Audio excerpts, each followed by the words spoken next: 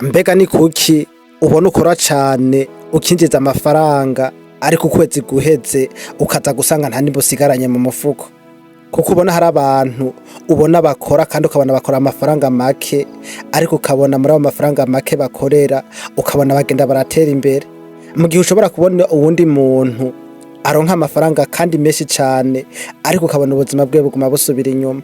Ico nokubwira nuko ikibazo atari amafaranga, ahubwo ikibazo nuko utaramenya kuntu woshobora gucunga amafaranga yawe. Rero muri iki kiganiro ndaza kukwereka ibintu bine bishobora kugufasha gutangira guhindura ubuzima bwawe mu bintu vyerekeranye n'amafaranga.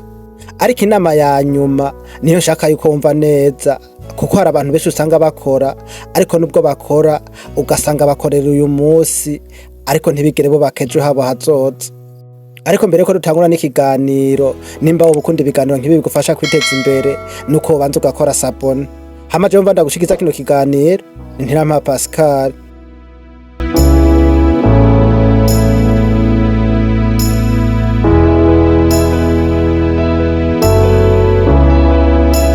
Areka rero twinjire mu kiganiro, dutangurane n'inama ya mbere ntoshobora kukugira kugira ngo mu minsi iri imbere uze wisange nawe wamaze kugira akatubutse. Rero ikintu ca mbere nuko wokwiga kwizigama. Reka nkubaze kino kibazo: mbega amafaranga winjiza yose mu gihe uyakoresheje ejo ubona uzoba usigaranye iki? Abantu benshi udosanga bashaka kwinjiza amafaranga menshi, ariko ugasanga abo bantu ntibiga kuntu boshobora kugumana amafaranga binjiza. Nimba urose ibihumbi 100 ukayakoresha yose, waronka ibihumbi 500 naho nyine ukayakoresha yose, none ubona uzoshobora gutera imbere gute? Burya ikintu nokubwira kwizigama, niyo woronka amafaranga make akaba ariyo wizigama ukabikora imisi yose, nuko uzoba uriko urubaka intambwe ikomeye cane. Kuko kwizigama si ugutegereza amafaranga asigaye, ahubwo kwizigama ni ugufata y'amafaranga warose ukabanza ugakuramo amafaranga mbere yuko ushobora kuyakoresha.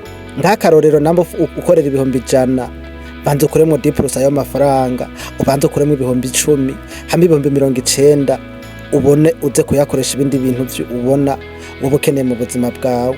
Kwizigama naho wowe utangura n'amafaranga make, tangura.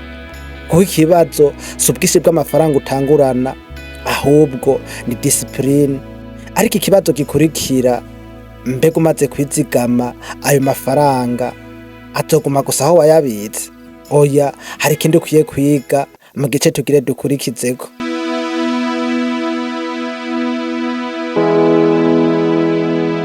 Hari abantu rero bazobona bazigamye amafaranga bagahita bibaza yuko kwizigama bamaze gukemura ibibazo vyose. Ariko rero kwizigama konyene ntaco bizokugira, nta nico bizokwigira biguhindura. Ikintu ca kabiri uzocukora nuko uzofata amafaranga wizigamye ukayashora. Kwizigama ni intambwe ya mbere, ariko amafaranga umaze kwizigama ushobora kwiga uburyo bwo kuyakoresha mu kindi kintu ubona yuko amafaranga yokuzanira inyungu. Aho niho gushora amafaranga bica bitangura. Ariko ntukore ikosa ryo kubona umuntu avuze ngo fata amafaranga yawe uyashire muri iki kintu uzoca uba umukire, ugaca wiruka ugahita ufata amafaranga yawe ugahita uyakubitamwo. Ikintu ca mbere, banza wige ico kintu ugiye gushiramo amafaranga, ubanza umenye mbega ikintu ngiye kuyashiramwo ninashobora guhomba bizogenda gute. Ubanza urabe neza ingorane mwoshobora guhura n'ico kintu ugiye gushiramo amafaranga yawe. Ntukihutire inyungu y'amafaranga yihuta utaza hapfa, kuko amafaranga ushobora kuyazigama n'ukuboko kumwe ugashobora kuyatakaza n'ukundi.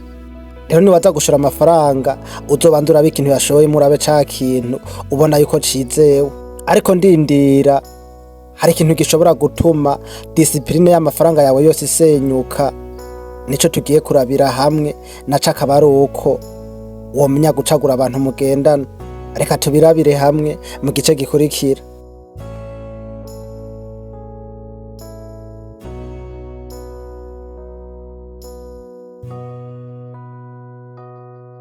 Ikintu ca gatatu ni uguhitamwo neza abantu mugendana.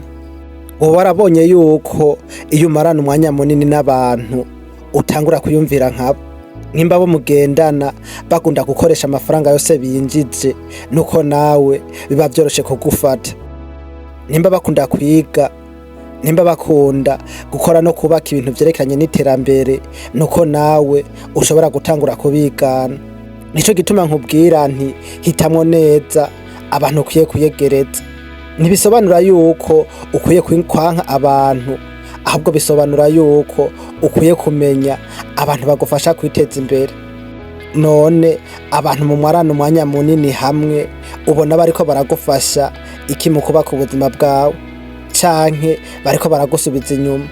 Ariko hari ikintu kiruta kugira abantu beza bagukikuje, nawe nuko utegerezwa kuba uriko urubaka ikintu cawe.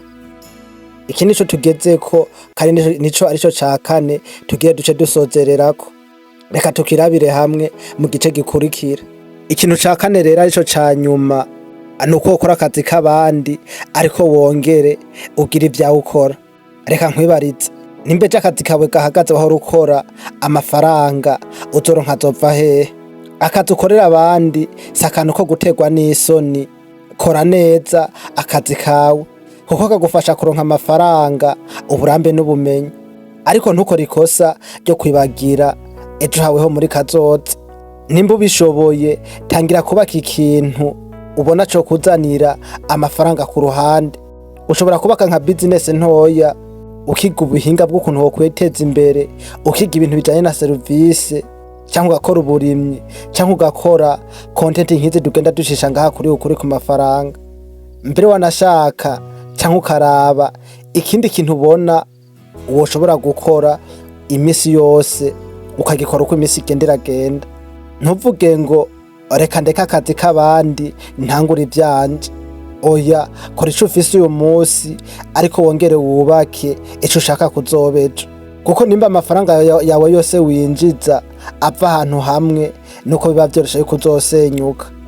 Ahubwo ntukore gusa kugira uronke amafaranga y'uyu munsi, ahubwo kora kandi wubake ikintu kitogufasha muri kazoza.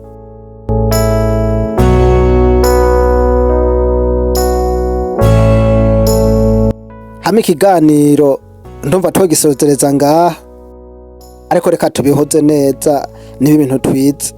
Icambere twabonye yuko wokwiga kwizigama.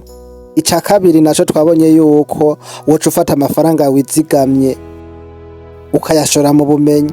Ica gatatu naco twabonye yuko woshobora guhitamwo abantu mugendana. Mu gihe ca kane twabonye yuko wokora akazi k'abandi, ariko nawe ukaraba ukuntu ako kazi k'abandi woshobora kukabangikanya n'akazi kawe.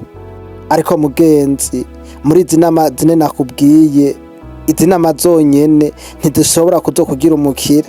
Ariko izi nama nakubwiye niyo watangura kuzishira mu bikorwa, nuko zizogufasha kugira discipline, direction n'intumbero mu mafaranga yawe. Ariko nuko ikiganiro kigiye kurangira, ngirenda gusigira iki kibazo: mbega wewe muri izi nama zine ugiye gutangira gukora iki uno munsi? Kandi wibuke, ntutegereze kugira amafaranga aba menshi kugira utangire kwiga kuyayobora, ahubwo tangura nayo ufise. Nimba iki kiganiro cagufashije, nuko ukanda like, ugakanda kuri sabone kuri ukuri ku mafaranga, kandi bishobotse n'iki kiganiro urabe n'umuntu umwe ugisangiza, kuko ni ikiganiro gishobora kuba comwigisha. Hamaze no ndagushikiza kino kiganiro, ni Ntampa Pascal, tukaba tuzobona mu bindi biganiro vy'ubutaha. Ciao ciao.